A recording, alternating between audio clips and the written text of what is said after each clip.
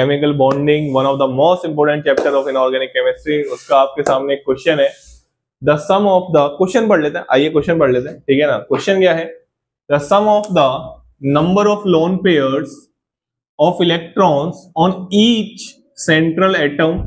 मैं हर वीडियो में यही बोलता हूं कि मैं आपको क्वेश्चन सॉल्व नहीं करवा रहा हूं, सॉल्यूशन हर जगह फैला हुआ है, ठीक है, आप देख सकते हैं, ठीक है। मैं नहीं बोलूंगा आप मेरी वीडियोस ही देखें, बट मैं आपको एक चीज बता देता हूँ, जहां से क्वेश्चन बनेगा ना, और जहां जहां आप गलती करके आओगे वो बता देता हूँ। जैसे पहली गलती आप पता है क्या करके आओगे, आप क्वेश्चन को अच्छे से पढ़ लोगे कि the sum of the number of lone pairs of electrons, लेकिन आप है ना, अगर क्वेश्चन में ये नहीं लिखा होता सेंट्रल एटम, अगर क्वेश्चन ने सेंट्रल एटम नहीं लिखा होता ना बेटा, तो ये एक बार जेईई एडवांस पूछ चुका है I3 माइनस में नंबर ऑफ लोन पेयर्स।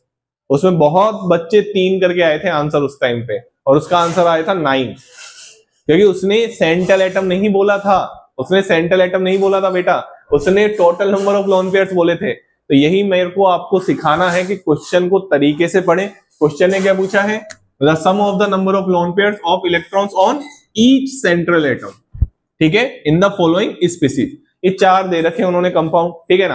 अब सबसे पहले तो मैंने एक वीडियो अपलोड कर रखी है कैलकुलेशन ऑफ हाइब्रिडाइजेशन के नाम से, आप उसको जाके देख सकते हैं।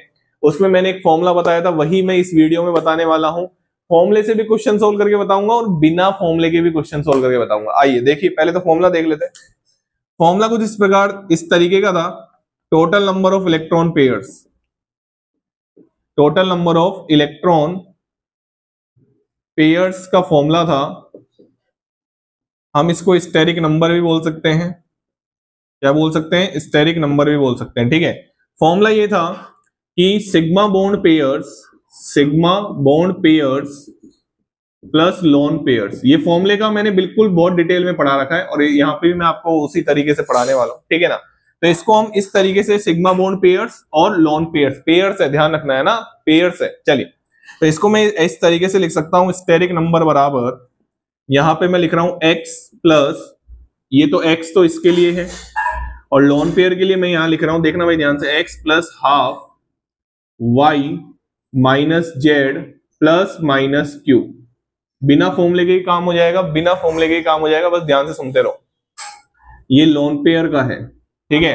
अगर आपको ध्यान, अच्छी बात है कि अगर आपको ये ध्यान रह जाता है, नहीं रहता तो भी हम निकाल सकते हैं, ठीक है ना। चलिए, तो स्टेरिक नंबर बराबर ये होता है। अब यहाँ पे x क्या है, ये दोनों का सम है ना, ये दोनों का सम है, आराम से आप देख सकते हैं, प्लस का साइन में बीच में लगा देता हूं। चलिए, x बराबर यहाँ पे क्या है, x बराबर यहाँ पे है क्या, टोटल नंबर ऑफ, x बराबर यहाँ पे है टोटल